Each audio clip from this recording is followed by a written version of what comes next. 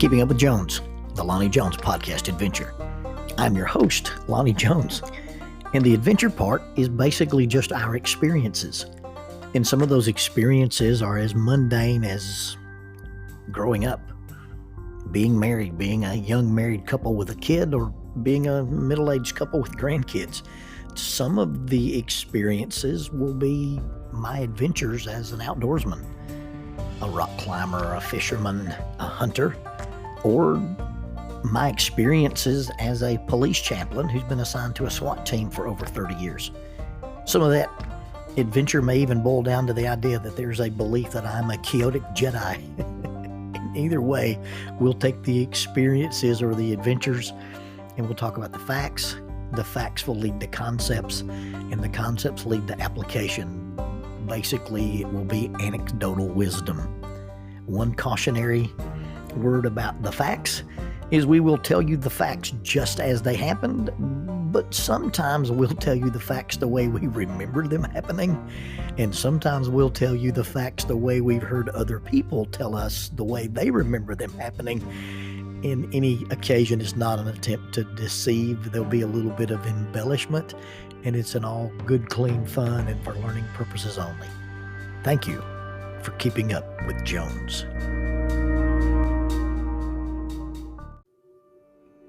Introducing the Bible degree with digital ministry. Paul used the marketplace and the synagogue to reach an expanded audience. We have access to the internet and social media. I once heard it said that when McDonald's introduced the drive-through window, they did not change the Big Mac, only how it was delivered. Faulkner University is now offering a new digital ministry track for their Bible degree. Faulkner's degree provides training in understanding and teaching the gospel, alongside training that will allow students to create quality digital content. Opportunities for evangelism in the digital spaces is unlimited, and this is innovative ministry education for our contemporary culture. One of the instructors is a 2-time Emmy-winning former ESPN designer.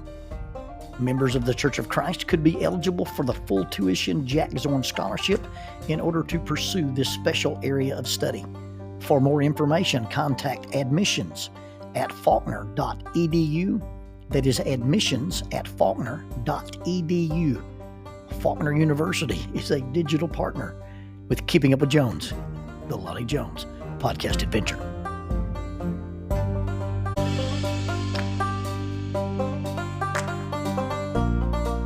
TKM Incorporated in Moss, Tennessee is a construction company that specializes in erosion control, seeding, and soil, hydroseeding, hydromulch, minor excavation, and silt fence.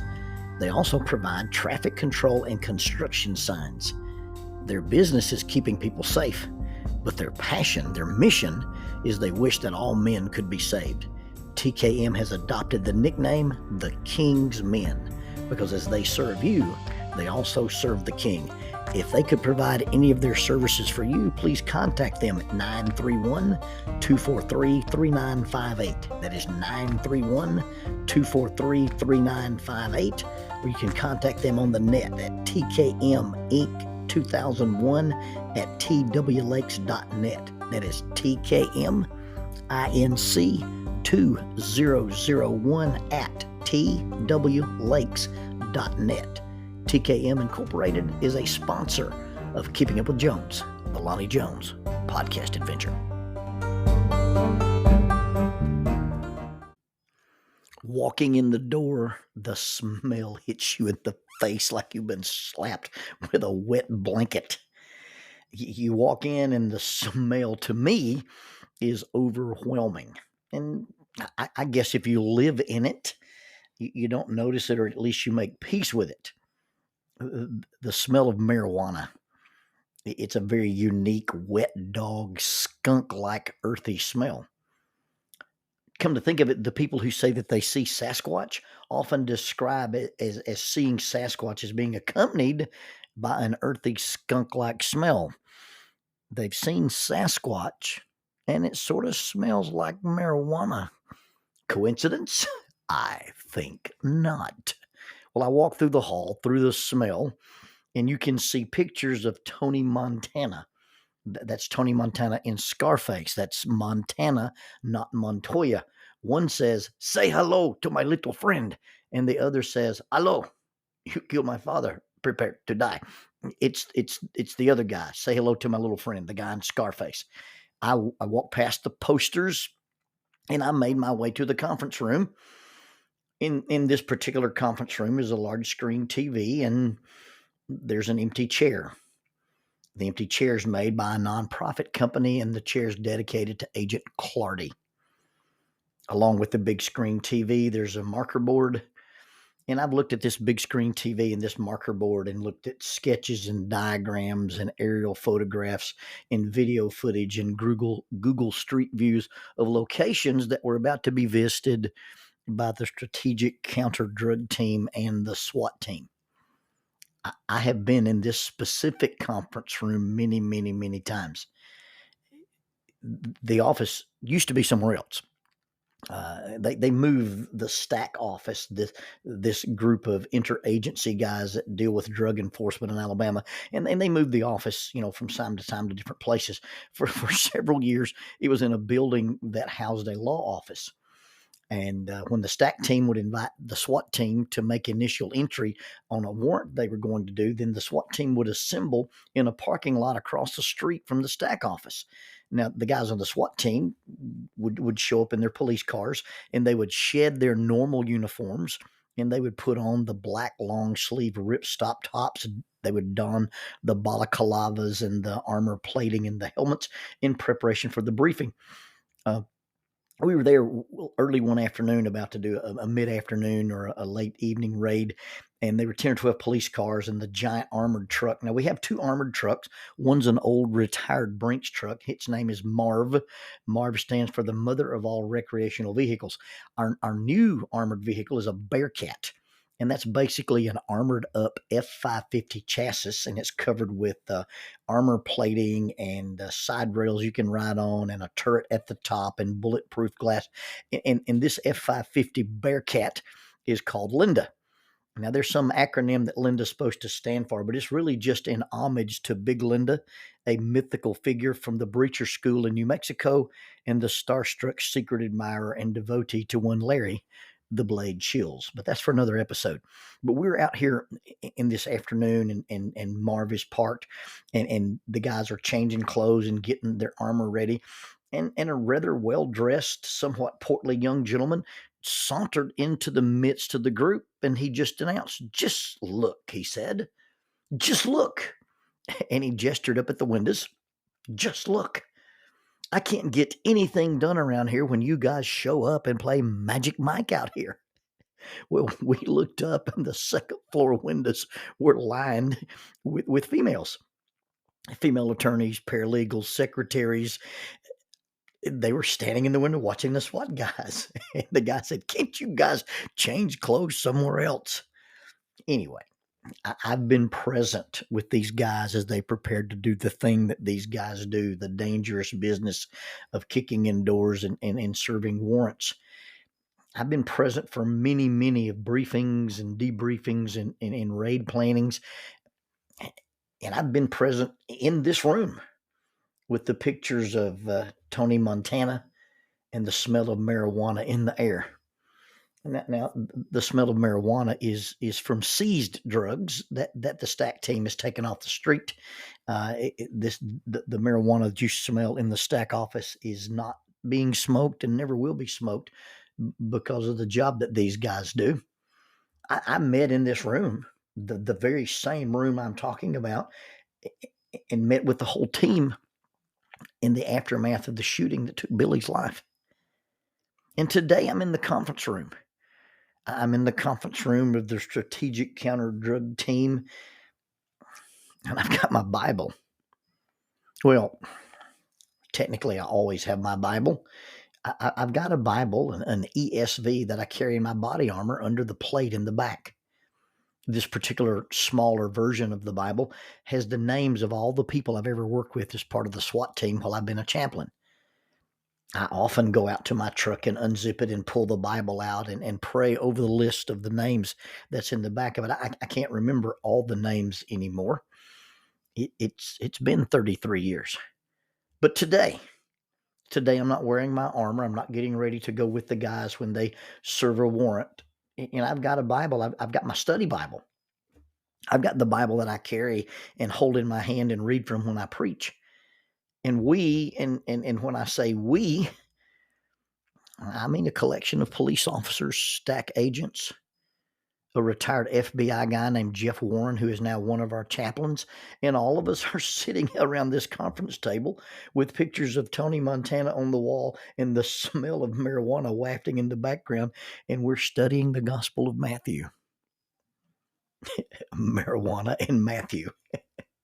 You probably don't often get those two things together. And it was surreal, if not a bit odd. And maybe the word I'll use is incongruous. I was with the guys, the SWAT team and the stack team. And I was riding in Linda, and we pulled up on the target house, and we had the lights flashing and the spotlights going, and they used the gigantic ram that can be outfitted on front of the truck, on front of the armored vehicle, and we shoved it through the door. The strike plate on the ram actually has my podcast sticker on it. If you're a bad guy and that sticks through your wall, the first thing you get to see is Keeping Up with Jones, the Lonnie Jones podcast adventure, and you get to rethink your life choices. Anyway, they stick this ram through the wall, and then they make entry. And again, be clear, I'm not an operator. I'm not and never have been a police officer.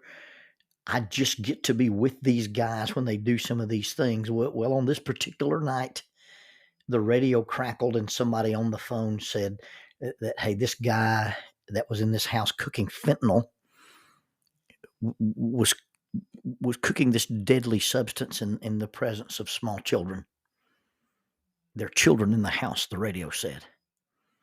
With permission, I exited out the back of the truck and I approached the house, and an armored man with a machine gun handed me a little girl, a chubby-cheeked, fat-armed, fat-legged little girl, probably not old enough to walk. And I carried her away from the house and into the night, and as I carried her, she began to cry. I took off my Kevlar helmet, and I took off my Nomex balaclava.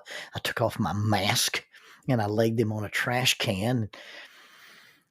And when she saw a bald-headed, gray grandpa, she recognized that this was a little different, and she calmed a little bit.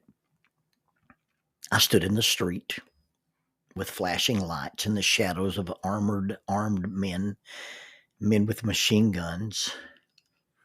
And as the lights flashed and their shadows danced, I sang to her the only lullaby I could think of. If Matthew and marijuana are incongruent, try to wrap your mind around the Kevlar lullaby. It was unreal to stand out here in the dark and try to hold this baby against rigid Velcro and molly-looped armor as I sang to her. And I sang to her just like I had just recently sung to my own little 1-year-old Gage. Just a few nights before. The big men in her house were no doubt dark, dangerous, and scary. But out here in the night air at 1 a.m., she was safe. And although she did not feel safe and did not know she was safe, she was indeed safe, and it was incongruous. It may well be one of the most disturbing things I've ever experienced. And I don't mean that bragging. People have seen a lot worse and have endured a lot worse, but in 40-something years as a minister and 33 years as a police chaplain, I'm very well acquainted with the things that people can do to each other and the things that can be done through tragedy or accident or through violence. And I'm standing out here in the dark holding this little girl and singing to her. And at some point, someone, a random stranger to me, but obviously connected to the baby, walked out of the darkness, and while looking at me, with a stare that said I was the lowest, most hated form of organism they'd ever seen. They walked out of the darkness and they took this baby out of my arms and they walked back into the darkness. I've thought about the future of that little girl more than any of the bodies and any of the violence I've ever seen in my career. It's not the way they treated me that upset me. But just thinking about the future of that little girl, that bothers me. These people walked out of the dark, and because I was associated with the police officers, in their minds, they were taking her from someone who didn't need or have the right to hold her, and they needed to keep her safe.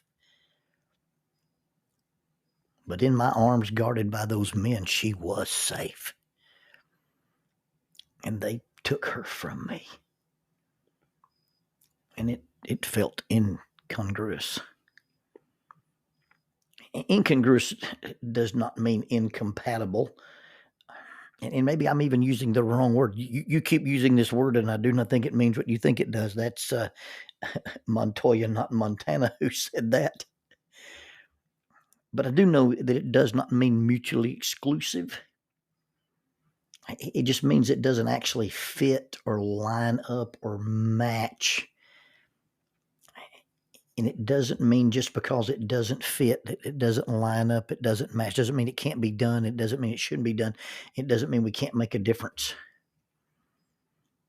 You see, some of the things that are incongruous to people of discipline or people of integrity, they don't really match, but it doesn't mean they can't be done. You can study Matthew, even though there's posters of gangsters on the wall and the smell of marijuana in the air.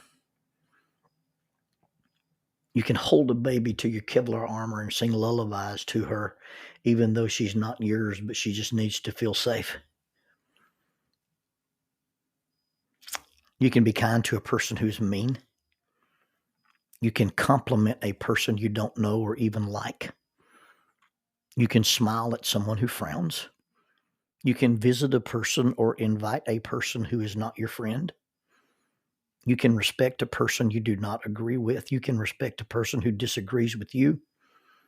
You can give to and forgive a person who does not deserve it. You can give to or forgive a person who does not think or believe they deserve it. You can give to or forgive a person whom you do not think or believe deserves it either. You can pray even though you have trouble believing.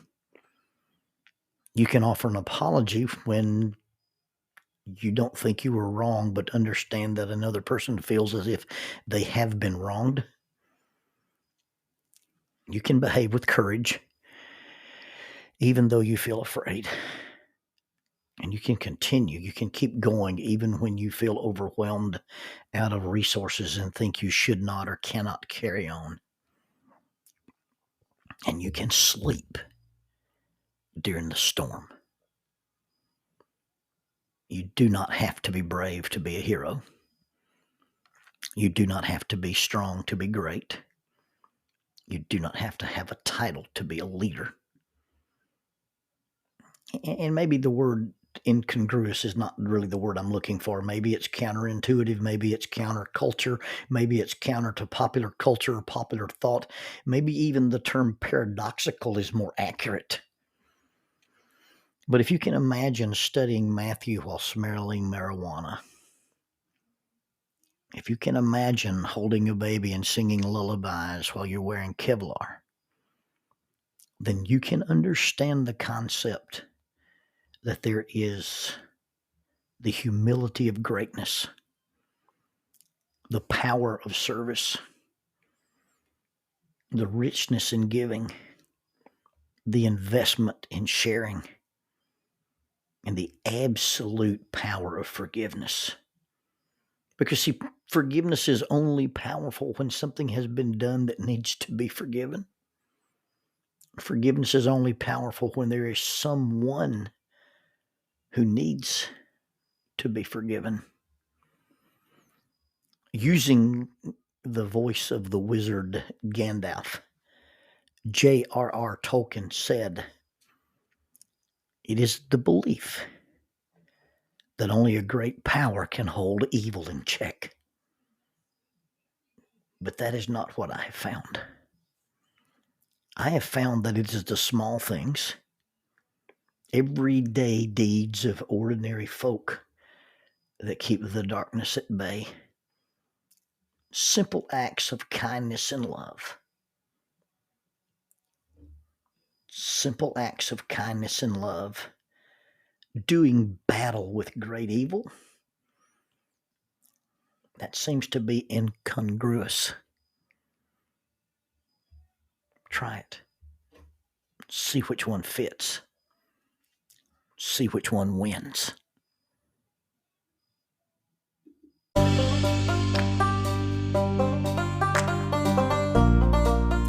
Using the tool of shortwave radio, World Christian Broadcasting literally covers the world every day with the gospel. They use 2 large curtain antennas. One is located in Anchor Point, Alaska, and the other in Madagascar. They send out messages that are recorded at their international home in Franklin, Tennessee. They make available 40 hours of broadcast every day. The broadcasts are made in English, Chinese, Russian, Spanish, Portuguese, Korean, English for Africa, and Arabic. They would love for your group to visit them. You can bring your ladies group, your youth group, or your men's group. Just give them a call at 615-371-8707, 615-371-8707, or you can go to worldchristian.org, find the Donate Here button, and make a financial contribution to support this work that literally covers the world every day with the gospel. World Christian Broadcasting, in cooperation with Keeping Up with Jones, the Lonnie Jones podcast adventure.